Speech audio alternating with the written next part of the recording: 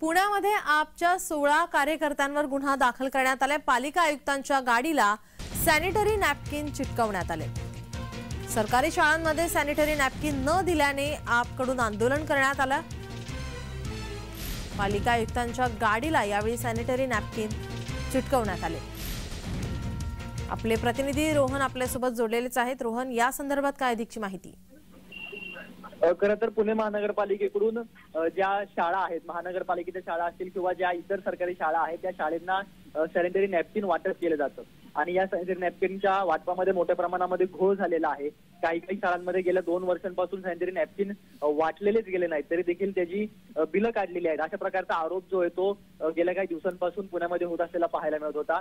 काही भाजपच्या जवळच्या लोकांना देखील टेंडर मिळत आहेत असा देखील आरोप आम आदमी पार्टीकडून केला गेलेला होता आणि याच आरोपांच्या माध्यमातून काल महानगरपालिकेच्या समोर आंदोलन देखील आम आदमी पार्टीने केलेलं पाहायला मिळत होतं। परंतु आक्रमक पवित्रा घेतलेल्या या आपच्या कार्यकर्त्यांनी थेट महापालिकेचे आयुक्त विक्रम कुमार यांची गाडी गाठली आणि या गाडीसमोर जात त्यांनी ठिय्या आंदोलन केलं आणि यावेळी सॅनिटरी नॅपकिन बाहेर काढून त्यांनी त्याच्या विक्रम कुमार यांच्या गाडीच्या काचेला दरवाजाला लावलेले पाहायला मिळाले आणि या सगळ्या घटनेमुळे महानगरपालिकेच्या संपूर्ण परिसरामध्ये मोठी खळबळ जी काल माजली पाहायला मिळत होती।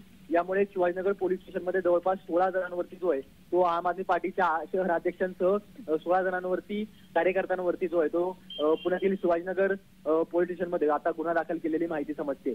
धन्यवाद रोहन, तुम्ही दिलेल्या सविस्तर माहितीसाठी।